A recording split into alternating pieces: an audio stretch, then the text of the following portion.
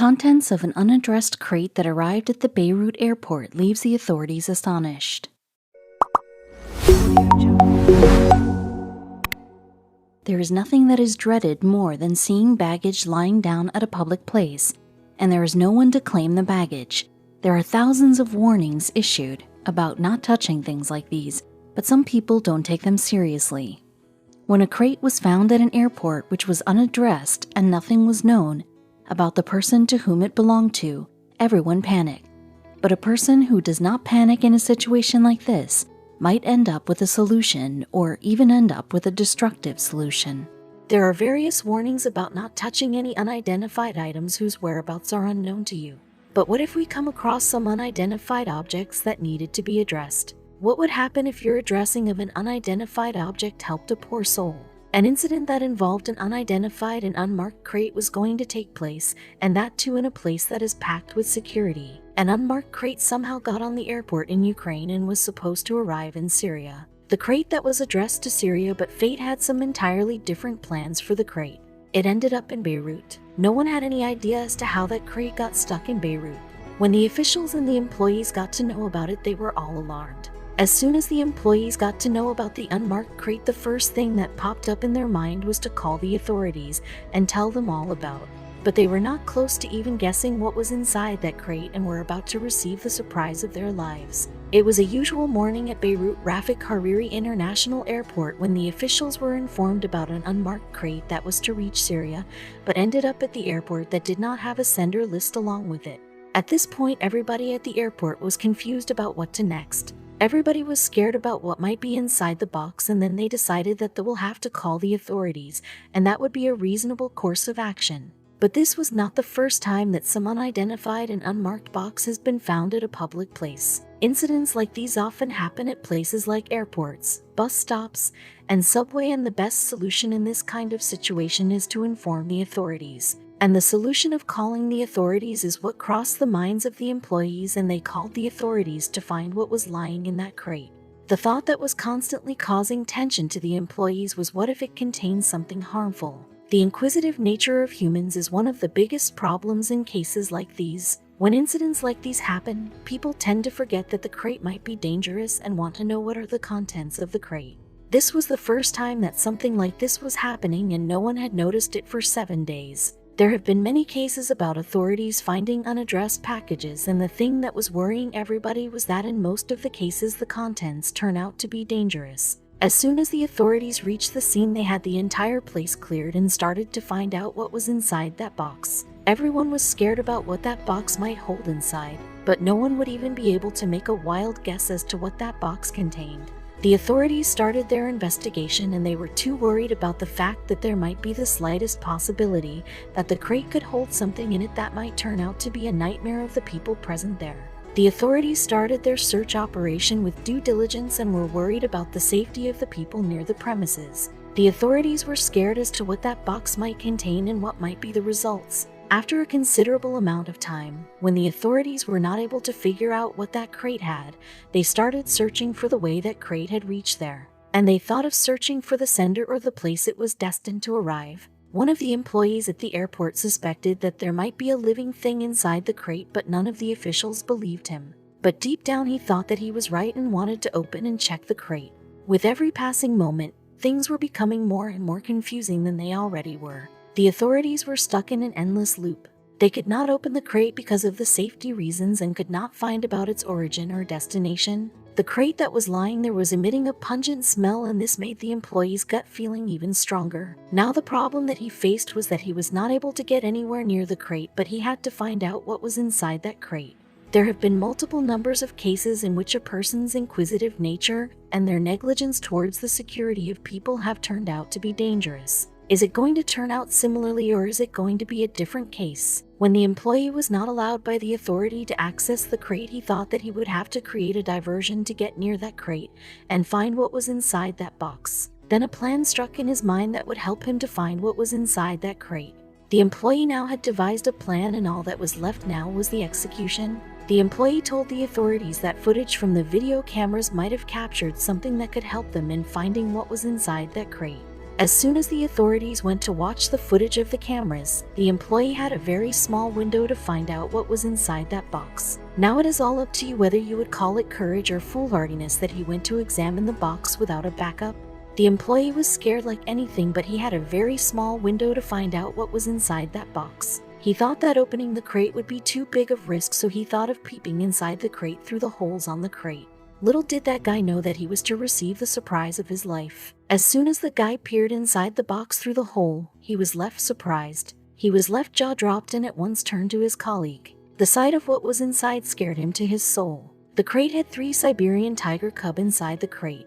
At once, the guy called the authorities and told them about the horrifying scene he had seen inside that crate.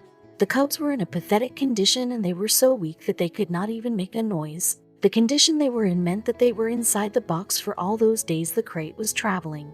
The condition in which the cubs were kept was a terrible sight to look at. The cubs had been crammed inside that crate.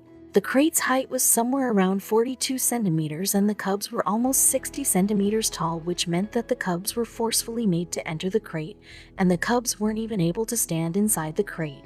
The problem of not being able to stand was one of the smaller ones. The bigger problems comprised of the fact that the whole crate was covered in their feces. The crate had no food or water for the cubs. It was a real question that how did the cubs survive in such situations? The scene inside the crate made several things clear, and one of them was that the cubs had not eaten or drunk anything in a long time. The cubs were starving and dehydrated and were in a pathetic condition, and the maggots that filled the crate was an example of the same. As soon as the authorities discovered that the crate contained 3 Siberian tiger cubs, they at once informed the animal welfare organization that goes by the name Animals Lebanon. The people at Animals Lebanon were shocked to find out what the authorities and the employees had found out. Lana El-Khalil, who is the president of the Animals Lebanon, gathered a team of her own and rushed for the airport and find out more that was going on and happening at the scene. Lana reached the place where the whole scene had taken place. Upon various other findings, the fact that they were kept closed in the cage for 7 days came into light. It is completely unacceptable that these animals have been trapped for 7 days in a cage which is soaked in feces and urine, too small for them to stand, and infested with maggots, said Lana El-Khalil. Now when Lana and the Animals Lebanon had the cubs with them, everyone thought that this would be a happy ending, but everyone was unaware of how the next incidents were to take place and be a total turnaround. Animals Lebanon was the organization that took the cubs with them to take care of them and find out how did they reach there and who was behind keeping the cubs in such unhealthy and the conditions in which their survival was a tough task. The crate was unaddressed and nothing was written on the crate that would help the officials at Animals Lebanon to find out anything about the shipper or the receiver. Lana and her team started to make efforts to stop the shipment to reach its destination. Finally, Lana El-Khalil informed everybody that they were able to stop the shipment. Lana said that it all came possible because of the combined efforts of the Ministry of Agriculture, Customs, and a judge, and then they stumbled across the truth about the cubs. The customs allowed the transportation of exotic and wild animals, and this was the reason that the cubs could be shipped. The cubs were being sent from the Mykolaiv Zoo in Ukraine to the Samer al-Husseinawi Zoo in Damascus, Syria. Fate had entirely different plans for the cubs when they were being shipped. They were meant to reach Samer al-Husseinawi Zoo in Damascus, Syria, but ended up being stuck in Beirut, and this was what helped the cubs in being discovered and being saved. Animals Lebanon was granted permission to open the crate. At once the people at Animals Lebanon took the cubs out of the crate and took them to the vet. The executive director at Animal Lebanon, Jason Meir, was stunned to see the condition in which the cubs were. Jason said that the cubs were kept in a pathetic condition. He said that the cubs were filled with maggots. Their paws were in the worst possible condition. The paws had turned red because they were standing in their urine for a long time.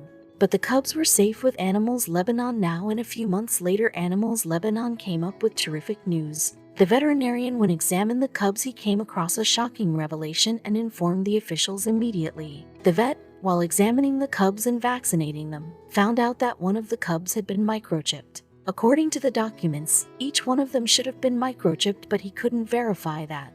When the officials got to know about the fact that only one of them had been microchipped, they became alert. This revelation could only mean one thing, that someone had bought them illegally, and this proved out to be true. The problem that the authorities were facing was that the owner wanted the cubs back. This was the most clear-cut case of straightforward trafficking, but the most difficult to do anything about, said Meir. He added that the owner threatened the employees, and as a result, the employees had to take the help of the police while retrieving the cubs. The NGO won the cubs in a case against the owner of the cubs as the terms and conditions of the trade of endangered species were not fulfilled. The Ministry of Agriculture, Judge of Urgent Matters, and Customs have all made the right decisions, said Animal Lebanon's social media account.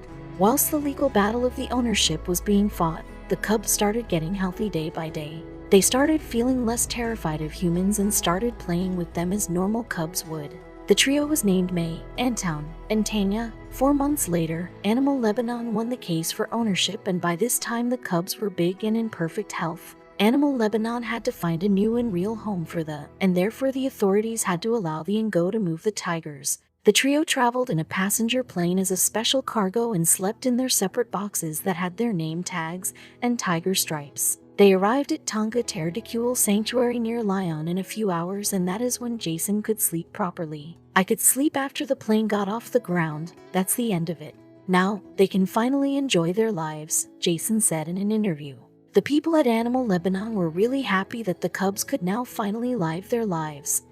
A few years later, Jason and his colleagues visited the trio and they recognized them at once. They started chuffing and licking the team, and the 3 cubs, who were now full-grown tigers, looked happy and good. It is not the first time that cases of animal trafficking have come into the light. It's our duty that if we ever find any case like this, then we should immediately inform the animal welfare organizations and help them in any possible way.